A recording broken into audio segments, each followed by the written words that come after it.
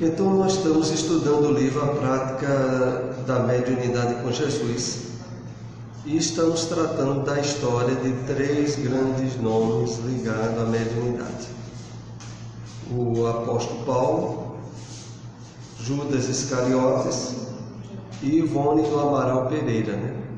Por sinal, hoje, dia 9, é o dia que se comemora a lembrança da desencarnação de Ivone, que foi no dia 9 de março de 1983, mais 25 anos.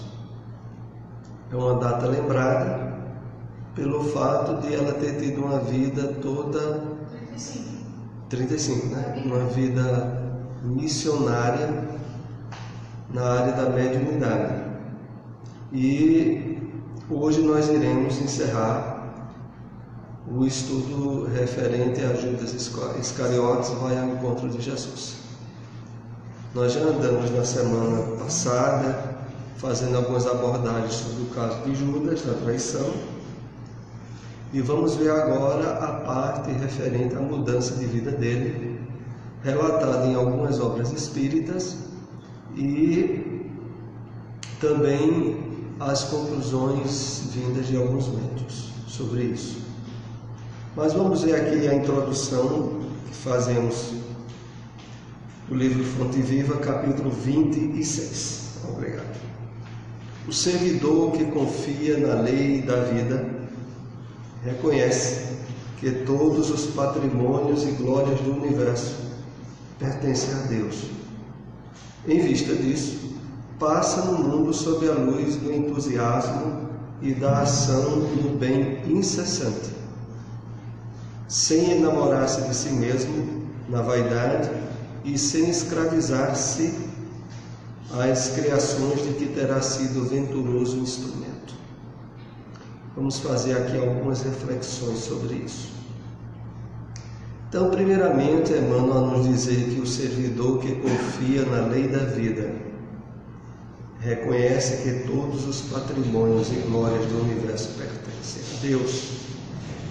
É claro que Emmanuel se refere às leis espirituais da vida, que exatamente através do conhecimento e da revelação espírita, nós somos chamados a aprofundar os detalhes do funcionamento dessas leis.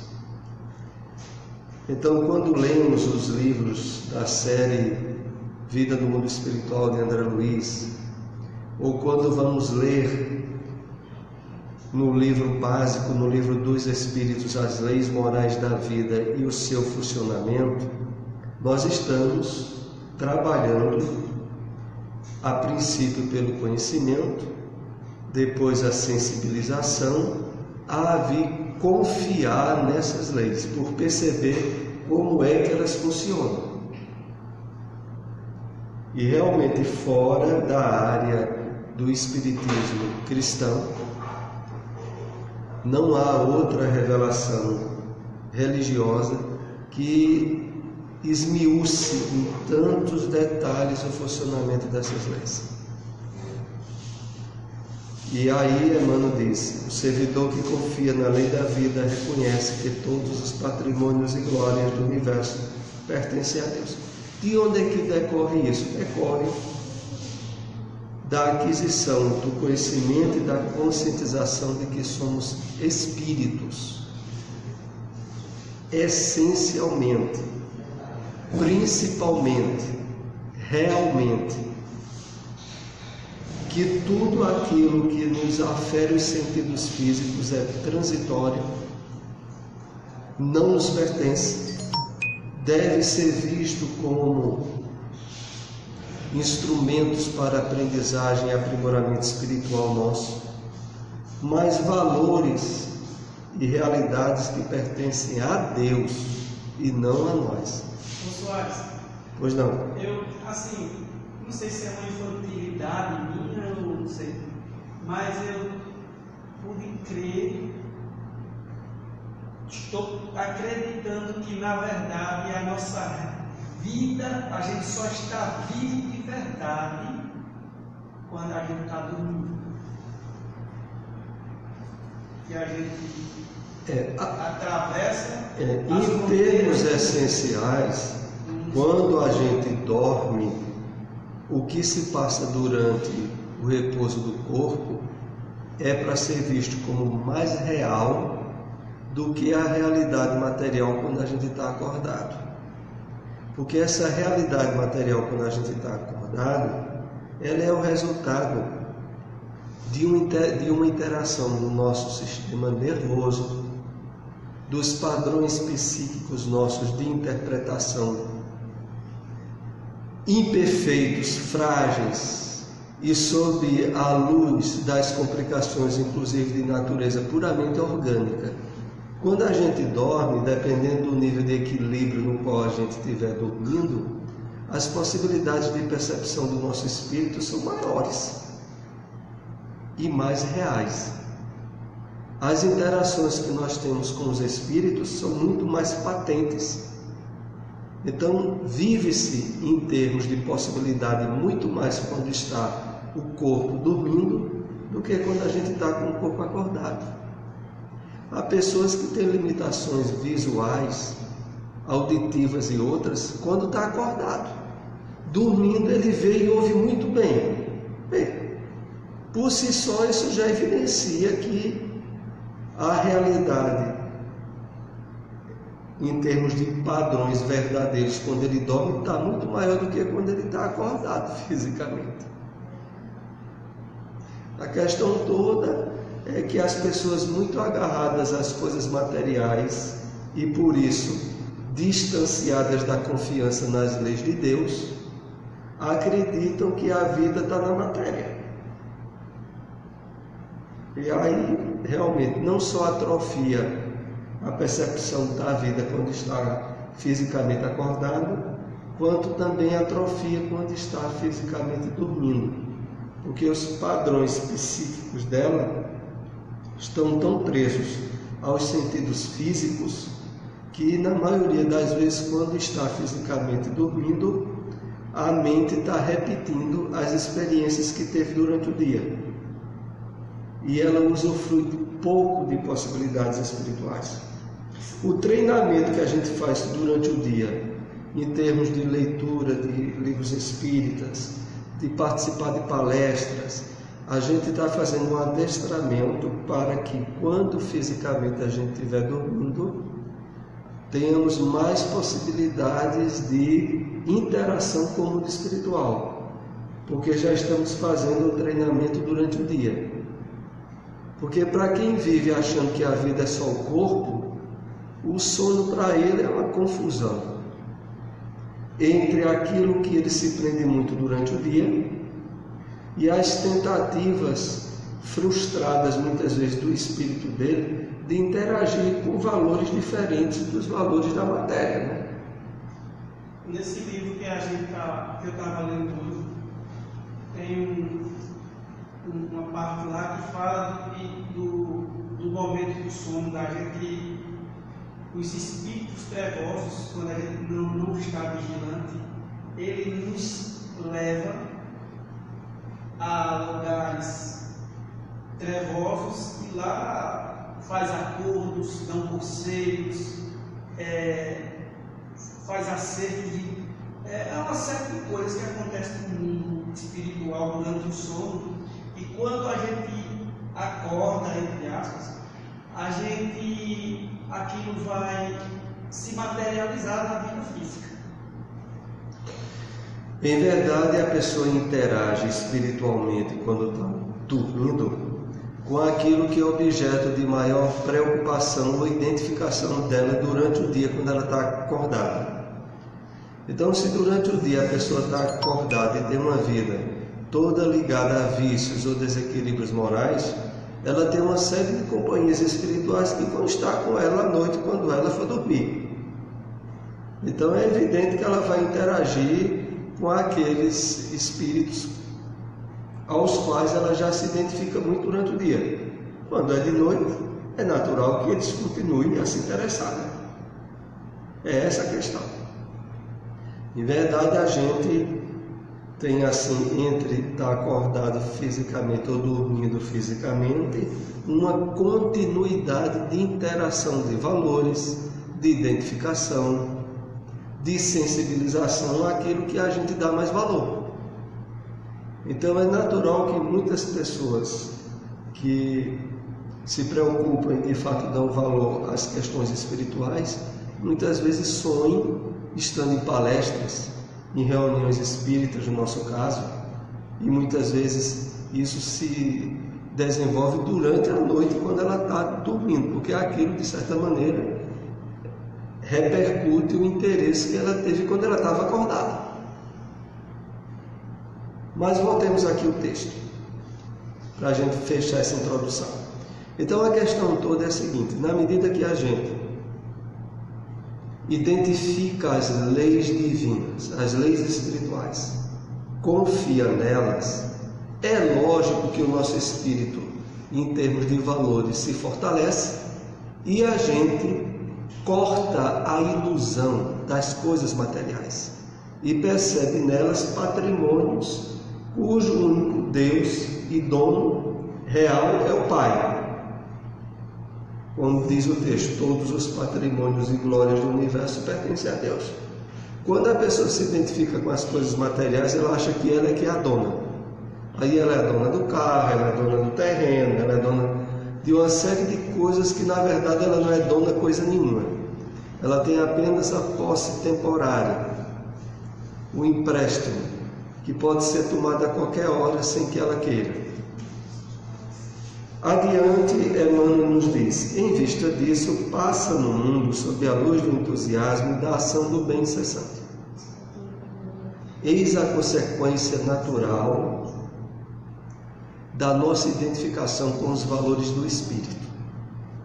Essa identificação vai se traduzir em nós nos tornarmos instrumentos dos Espíritos do bem. E, naturalmente, os Espíritos benfeitores, eles querem fazer o bem.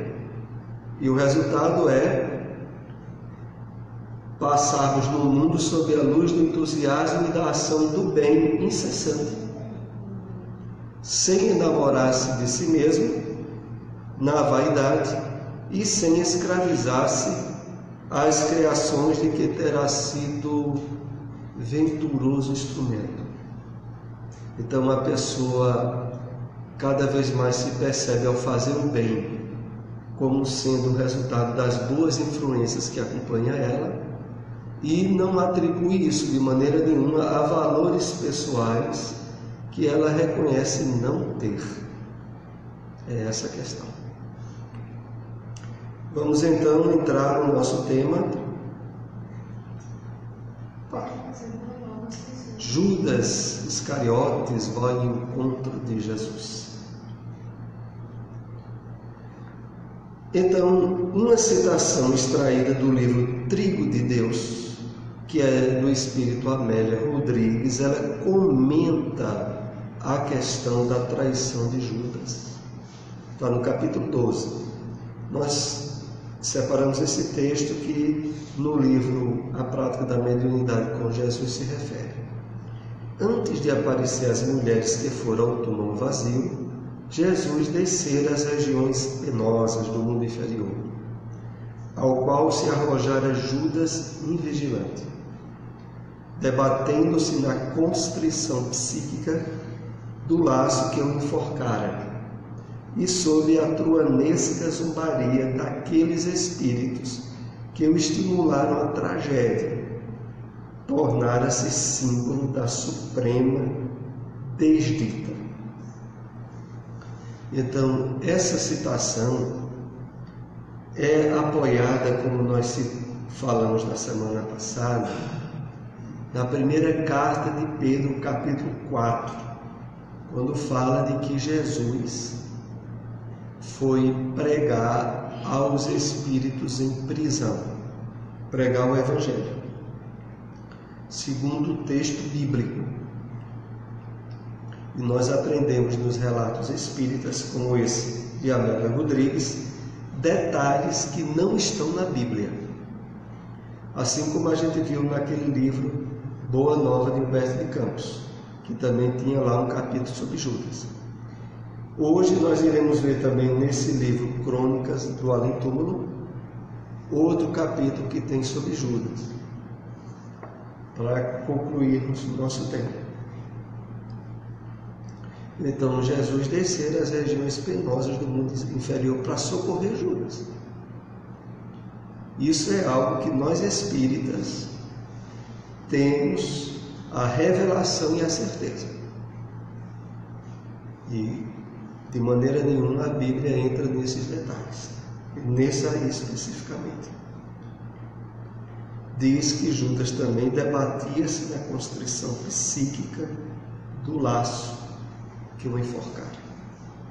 Então, aquela característica que é bem fundamentada, principalmente no livro Memórias de um Suicida, de Ivone do Amaral Pereira, de que há, em termos de repetição psíquica do último quadro, tem alguém na porta, do último quadro,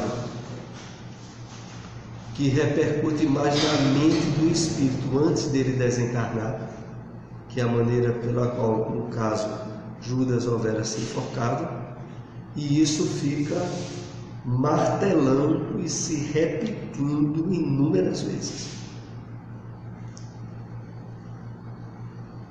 E sobre a truanesca zombaria daqueles espíritos que os estimularam à tragédia.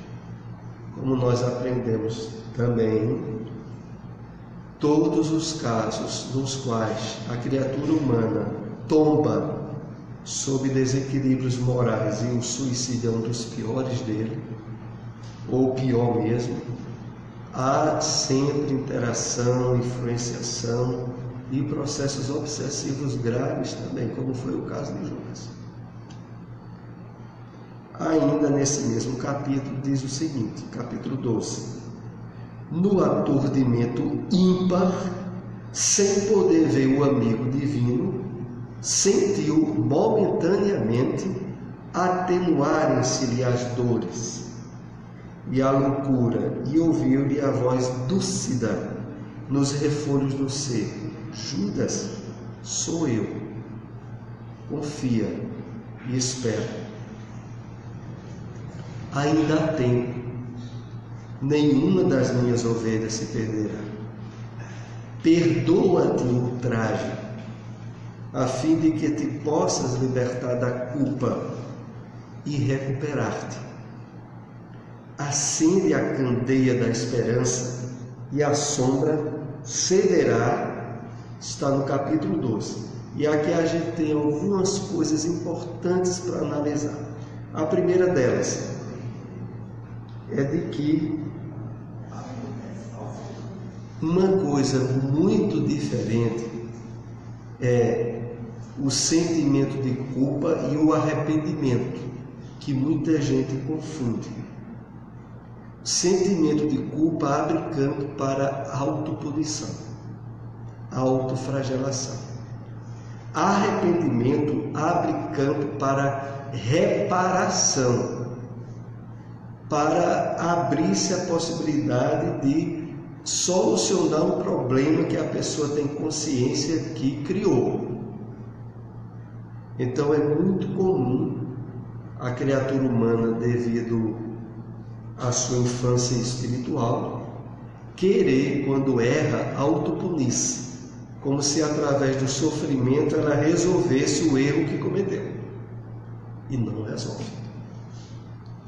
Então é preciso, na medida em que a gente vai se espiritualizando mais, saber que o processo da caminhada evolutiva tem falhas, erros, mas que das falhas e erros nós devemos perceber, assumir a responsabilidade e se habilitar a não repetir o erro e a abrir-se as possibilidades de reparação.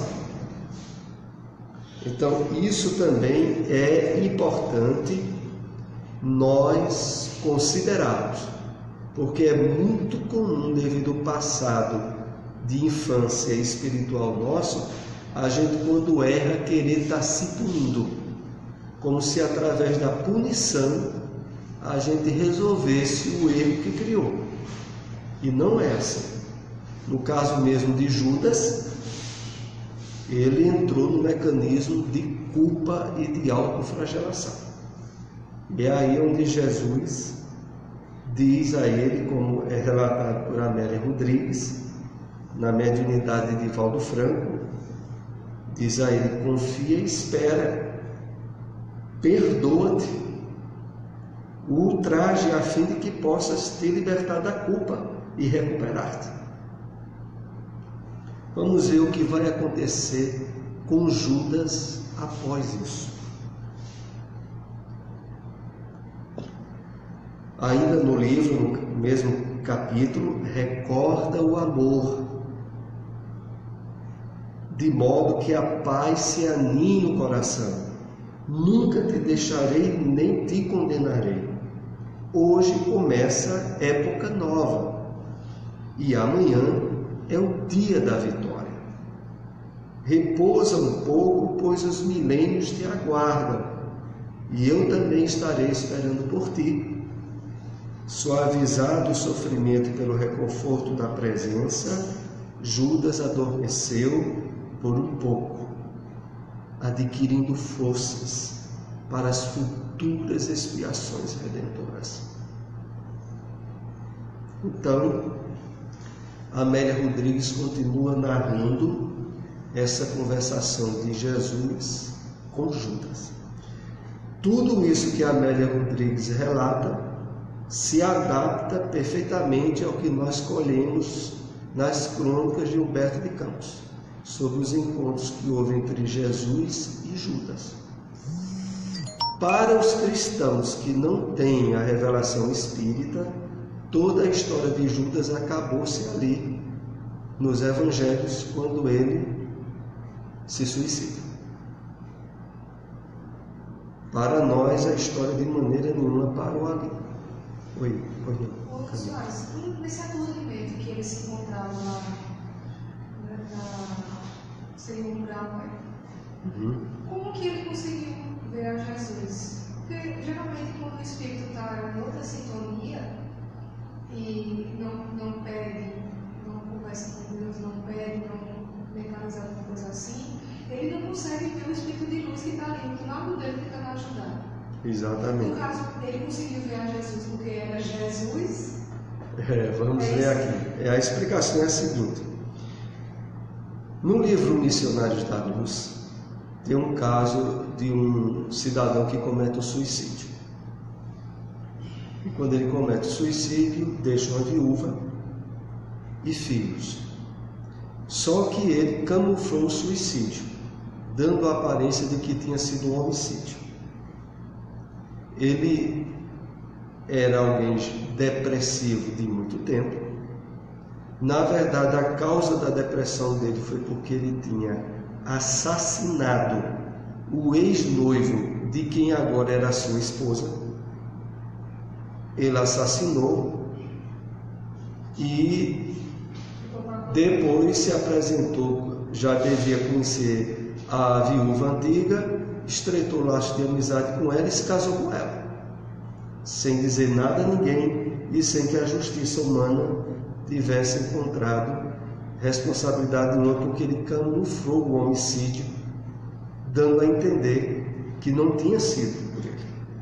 Resultado, ele cria um processo de culpa nele grande. Mesmo a esposa se dedicando muito a ele e os filhos que ele teve, e ele se dedicando a ela, mas ele mantinha um nível de tristeza interna. E depois ele se mata. A viúva fica com uma questão que para ela estava tirando a sua paz interior. Não é que ela quisesse justiça com as próprias mãos àquele que teria supostamente matado o marido.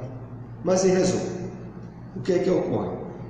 Ela tem uma amiga no plano espiritual que intercede junto a Alexandre e a outros espíritos para que, se pudesse, ela tivesse um alívio desse problema em relação ao marido. E Alexandre propõe a possibilidade de, em desdobramento, quando ela fosse dormir, ela se encontrar com esse marido no plano espiritual. Mas veja, ele tinha se matado. Na hora, quando Alexandre tratou sobre isso, ele diz: olha, nós vamos procurar localizá-lo, não sei onde ele está. E quando vai localizar, ele vai tendo conhecimento de que ele tinha se matado. E ele estava muito desequilibrado. Mas o que ocorre? Alexandre, para ser visto por ele, usa dos meios possíveis em termos ectoplásmicos e, em resumo, consegue fazer com que a viúva em desdobramento converse com ele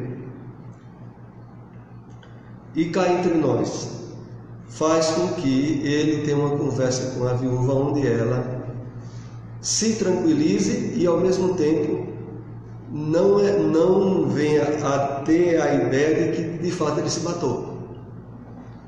Quem vai lendo demais, menino, ele arma uma coisa, uma mentira. Não, ele arma a verdade que era possível a viúva assimilar. Então, eles dão uma melhorada psíquica e vibratória nele. Conversa com ele, explica o que houve. E a viúva, quando se encontra com ele em desdobramento, quer saber detalhes do crime, e ele fica desviando a conversa para outro lado. E numa conversa rápida, faz com que a viúva se tranquilize mais, e não é falado do suicídio. Então, voltando ao caso aqui de Judas, fazendo uma ponte, claro que quando se fala sobre Jesus, tudo é possível devido a ele ser um espírito puro, completamente o mais elevado sobre a terra. A possibilidade dele ter trabalhado a condensação do seu perispírito, como ele fez com Tomé, para que Tomé colocasse o dedo na mão dele e visse que era ele que tinha se crucificado, a gente sabe que tudo com Jesus seria possível em relação a isso, em termos de ele dominar totalmente a lei dos fluidos magnéticos e ter tido essa conversação com Judas. Mas aí os textos não está dizendo que ele viu ele, não? Que ele viu. Ele não viu o escultor, ele pegou e escultou no depósito. Ele escutou exatamente. Talvez ele não tenha visto exatamente, ele escutou, a percepção tenha sido mais auditiva. E a sensação da presença, mas não exatamente a visão.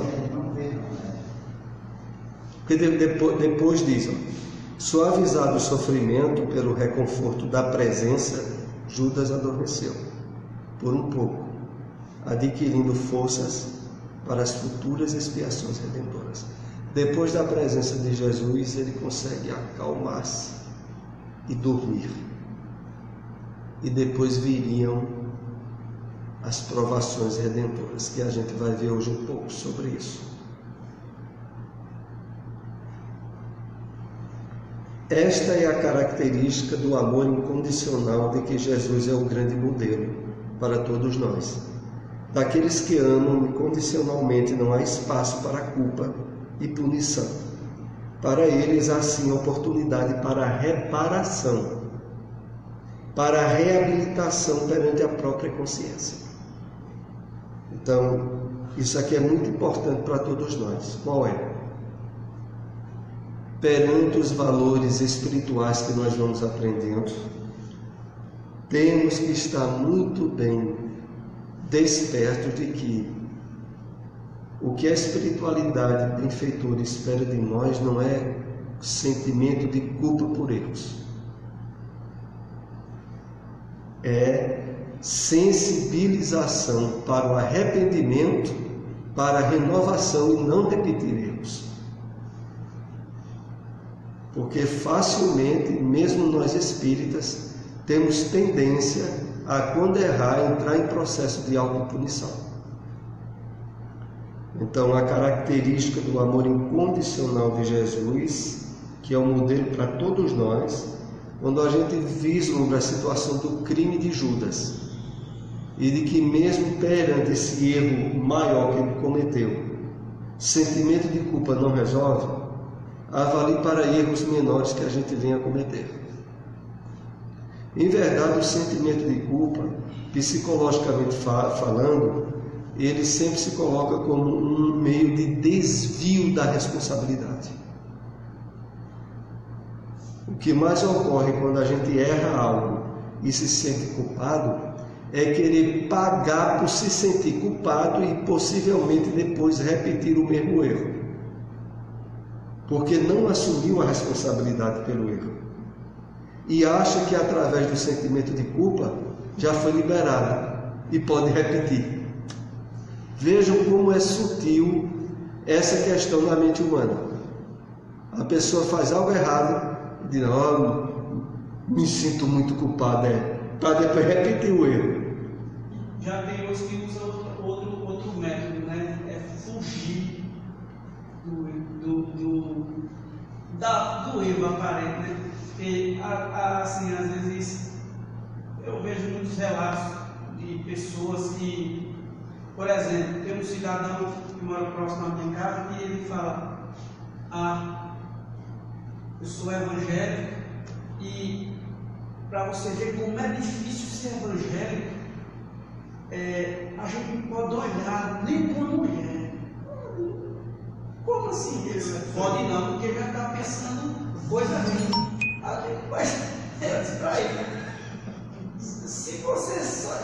Se você fugir, como é que você vai saber que você está se purificando e você está se melhorando? Você fugir do erro não está resolvendo nada. É verdade.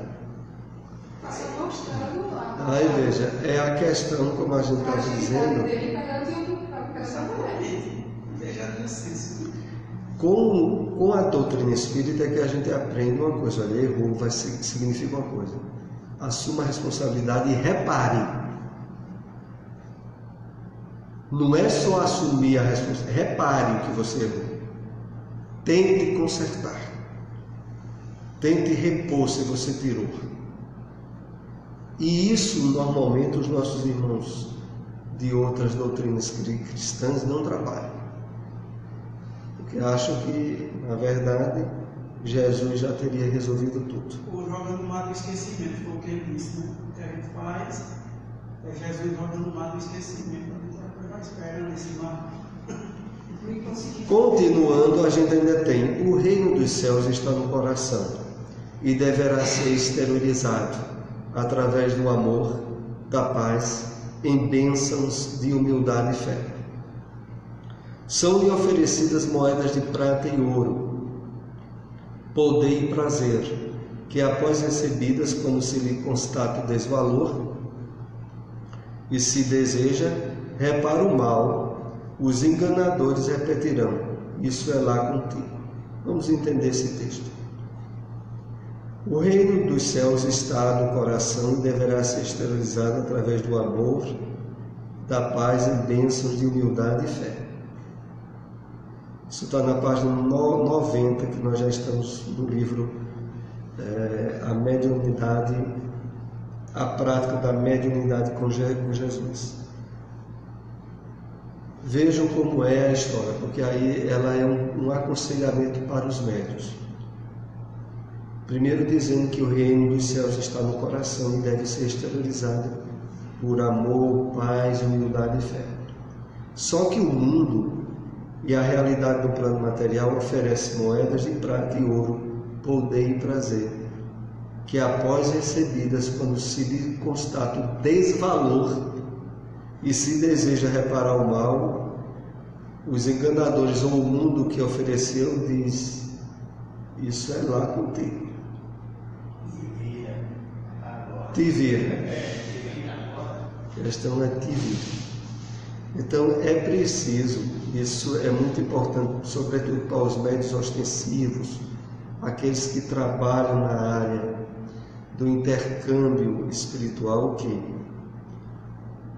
ter um trabalho mediúnico, as responsabilidades da atividade de intercâmbio espiritual, como sendo a moeda mais rica que ele está adquirindo, como sendo o patrimônio que para ele deve estar em prioridade, principalmente quando o médium, pelo menos na doutrina espírita, sabe que não há pagamento nenhum em termos monetários ao trabalho que ele faz na casa espírita. Então é preciso ele ter a consciência de valor espiritual para vir para o trabalho mediúnico e habilitar essa sensibilização de que o trabalho em si mesmo é o maior pagamento que ele pode receber. Agora nós vamos entrar aqui no texto que está no capítulo Judas Iscariote, desse livro Crônicas de Além Túmulo. E tem um capítulo que tem o nome Judas Iscariotes. Depois de minha morte trágica, submergi em séculos de sofrimento expiatório da minha falta. Sofri horrores nas perseguições infligidas em Roma aos adeptos da doutrina de Jesus. Então ele diz que teria tido reencarnações, mesmo na época ali, algum tempo depois, em que os cristãos primitivos estavam sendo perseguidos. E as minhas provas culminaram em uma fogueira inquisitorial, onde, imitando o mestre, fui traído, vendido e usurpado. Aí ele já se referia a Joana d'Arc. Eu tive olhando na internet, no YouTube, se a gente colocar Joana d'Arc, se colocar Judas Iscariotes e Joana d'Arc, vai aparecer vários vídeos, inclusive um vídeo pequeno, 3 a 4 minutos, com a opinião de Divaldo Pereira Franco. E Divaldo se refere ao fato de que o surgimento da caracterização de Joana d'Arc como sendo Judas foi, a princípio, através de Leon Denis. E porque Leon Denis, que é tido como um dos pioneiros da doutrina espírita, que foi alguém que foi conterrâneo de Kardec, ele depois identificou, em termos de sensibilidade mediúnica, que o guia espiritual dele era Joana d'Arc, de Leon Denis. Basta lembrar também que Leon Denis era francês e Joana d'Arc foi a que libertou a França da Inglaterra. Então, tem um livro, eu não li esse livro e sei que é muito importante, espero ainda ler, que é Joana d'Arc Médium, de Leon Denis. Então, Leon Denis publicou um livro que tem esse título, Joana d'Arc Médium. O outro livro que eu falei sobre Joana d'Arc, um médico que trabalha com ele é Márcio do Fogo. E eu vi uma palestra, não sei se foi com o José Sabino, não estou bem lembrado, que ele estava estudando outro livro, eu tenho até esse livro em casa, mas eu esqueci o nome do livro, que é Márcio do Fogo também, e ele disse que ela era uma das médicas que trabalha com Allan Kardec na divulgação. Certo. Divaldo, voltando ao que Divaldo diz que, na opinião dele, mas que, por tratar-se de um assunto não doutrinário, cada espírita pode ter uma opinião pessoal que queira ter. Mas nós aprendemos através desses livros de Chico, de Humberto de Campos, que não há dúvida. O interessante, eu tive olhando, tem até alguns vídeos explicando a missão de Joana d'Arc.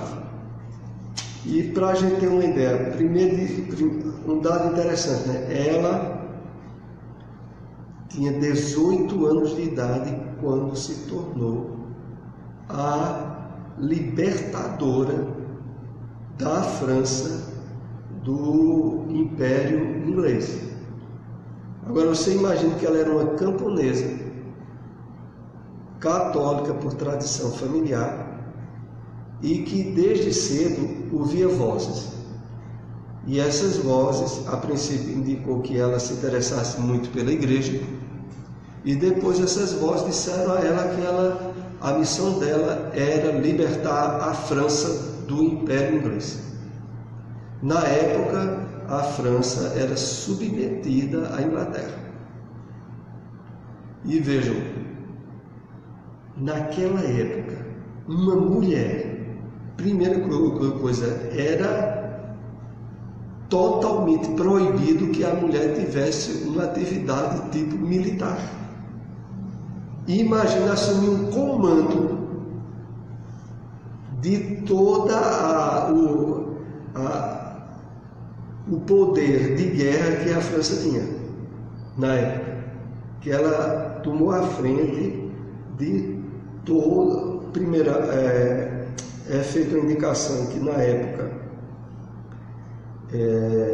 o rei da França, que era Henrique VIII, era um rei que praticamente estava sem poder nenhum. Ela nunca tinha visto esse rei e as vozes disseram a ela que ela tinha que falar com o rei e dizer a ele a missão dela. Eu sei que contam até uns depoimentos no YouTube de padres da Igreja Católica. Ela chega lá, que era em outra cidade que o rei estava, e o pessoal, para proteção, entre aspas, do próprio rei, não diz a ela quem era o rei e apresenta outra pessoa. Só que havia uma série de autoridades junto a esse suposto rei, e entre aquelas autoridades estava o Henrique VIII. Ela nunca tinha visto o rei, mas quando ela foi apresentada, ela disse: não, o rei é aquele outro ali. Identificou o rei que estava lá. Então havia uma série de fatos, e até que ela, você veja, uma menina, 18 anos. Tem, né? Ela persuadiu o rei de que ela vinha com a missão de libertar a França. Agora, depois, o que é que ocorre? Há um bispo francês que trai ela através de toda uma armadilha para ela ser presa pelos ingleses, ela ser alvo de todo um processo mentiroso que levou ela à morte. Agora, depois, a Igreja Católica reconheceu o erro cometido e ela foi, pela própria Igreja, tornada santa. Inclusive a representante do povo francês. Pois não. Se Leon Denis é considerado um filósofo, então, e se ela é, de fato, a mentora dele, naquela época, então ela era também um filósofo, né? Ele se tornou um filósofo, e aí deve ter influenciado Leon Denis naquele, né? É o patrimônio intelectivo dela, né, que a gente não tem conhecimento em livros espíritas, mas como a gente viu há pouco, ela teve depois várias encarnações antes de vir como Joana. Agora, o interessante é isso, é que ela veio para uma atividade tipicamente de homem, né? Apesar de estar no corpo físico de mulher, e ter feito realmente, inclusive algumas considerações que eu assisti da Igreja Católica, é de que realmente ela tinha vindo com a missão divina. Por quê? Veja só o que é que houve. Logo depois que a França se libertou da Inglaterra, o rei da Inglaterra, deixa eu ver se eu botei aqui o nome dele, Henrique VIII. O rei que era francês era Carlos VII, que ela conseguiu colocar esse rei, dar a coroa a esse rei de novo, e ela assumir realmente a França. Agora, Henrique VIII é que na Inglaterra, logo após a Inglaterra, a França ter se libertado, o rei da Inglaterra queria casar-se de novo Naquela época, a Igreja Católica tinha todo um domínio sobre os reis. Só que a Igreja Católica não aceitou que o rei se divorciasse. Resultado, ele separou a Inglaterra da igreja. Surgiu a Igreja Católica Anglicana, que teria sido um problema muito maior para a própria Igreja Católica se a França ainda tivesse submetida aos ingleses, porque isso faria com que a França também, por consequência, se separasse da igreja. E a Inglaterra e a França juntos se separando da igreja criaria na Europa um problema muito maior para a Igreja Católica. Resultado, a Igreja Católica se beneficiou muito com a missão de Joana d'Arc.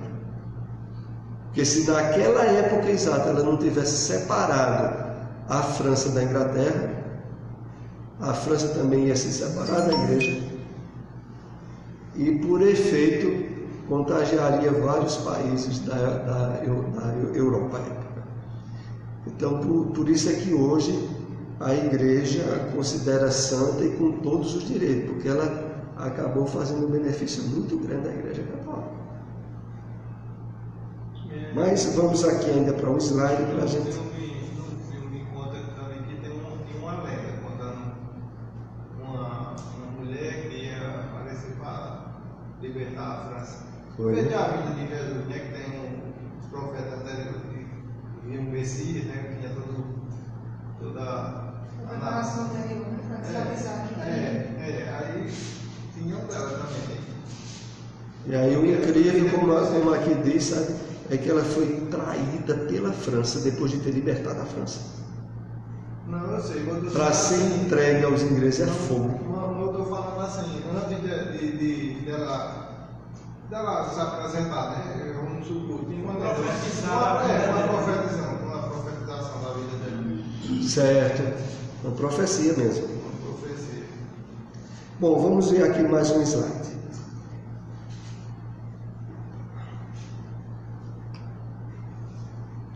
Vítima da felone da traição, deixei na terra os derradeiros resquícios do meu crime, na Europa do século XV. Está vendo? Isso está bem claro no livro Crônicas de Aleituno. Desde esse dia em que me entreguei por amor do Cristo a todos os tormentos e infâmias que me aventavam, com resignação e piedade, pelos meus verdugos, fechei o ciclo das minhas dolorosas reencarnações na Terra. No caso aí foi um resgate dele. Foi um resgate em termos de consciência para Judas, foi o resgate completo na missão que ele teve através de Joana d'Arc. Porque assim, eu fico martelando, feito matuto, porque hoje em dia a Igreja Católica ainda é tão firme em condenar, em coisar o Judas, e eles ainda têm aquela tradição de malhar o Judas, não sei o que. É porque, por outro lado, tudo isso que a gente está comentando aqui não chega nem aos ouvidos do que a Igreja Católica acredita, né? O que a Igreja Católica acredita é que tem um Judas que traiu Jesus e que continua o mesmo Judas, lá no primeiro século. Que tem alguém, Joana d'Arc, que não tem nada a ver com a reencarnação de Judas. Então eles têm uma ideia muito diferente, né, do que a gente está aqui compartilhando. Porque se perguntar para um católico quem foi Joana d'Arc, né? Eles vão narrar como mulher legal, mas não sabem. Eu assisti um trechozinho no YouTube do filme Joana d'Arc, e tem um trechozinho pequeno dos momentos finais do filme, realmente sensibilizadores. Na hora que prendem ela, e aí, mesmo sendo filme, a gente sabe que é o filme, mas aí tem toda a encenação quando amarram ela lá no poste e queimam ela. Isso ela totalmente resignada, e antes pedem para que ela fale, e ela fala defendendo a Igreja Católica. Em verdade, o criminoso foi um bispo lá da época. Como ele estava ali representando a igreja, acabam levando o crime para a igreja. Mas foi alguém que lá na França era um bispo que fez o campo para a traição e ela ser entregue aos ingressos. Vamos ver aqui o último slide de hoje. Quanto ao Divino Mestre, infinita é a sua misericórdia, e não só para comigo, porque se recebi 30 moedas vendendo há muitos séculos, ele está sendo criminosamente vendido no mundo, a grosso e a varejo, a grosso e a retalho, por todos os preços em todos os padrões do ouro amoedado. Então, Judas termina a crônica passando uma lição de moral para muitos cristãos dos dias atuais. Porque, na verdade, ele coloca especificando que é vendido a grosso e a retalho.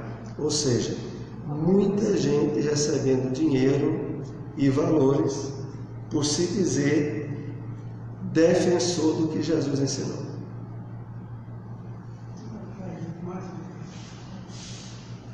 Então isso está nesse livro, Crônicas de Além-Túmulo, de Humberto de Campos, e nós deixamos aí, sugerido aí a leitura. Muitos padres seguiram a doutrina de passeio 4 através de ter poder, de adquirir poder. Hoje nem tanto, né? Porque acabou a Inquisição, né? Mas no tempo da Inquisição, ainda hoje, o cara ainda vê um outro, tem que acabar alguns povos já.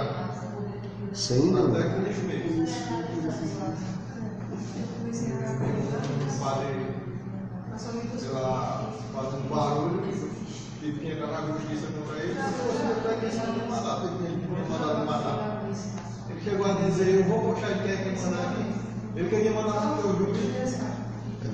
A questão toda é que realmente, e isso a gente tem que reconhecer, é que os seres humanos representam instituições e muitas vezes tomam esses seres humanos como a própria instituição, e realmente não deixa de haver uma falha em relação a isso, sabe? Porque a gente sabe que tem padres profundamente espiritualizados e verdadeiros e reais missionários, espíritos benfeitores na terra. Mas por outro lado, a gente sabe que tem muitos que não há. Isso ocorre em qualquer denominação onde tem criaturas humanas que representam. E aí realmente a gente não pode tomar o representante humano como sendo a própria instituição. Mas é chegada a hora, vamos para a prece, encerrar o nosso estudo. Pedir a nossa irmã Camila aqui para fazer a prece por nós.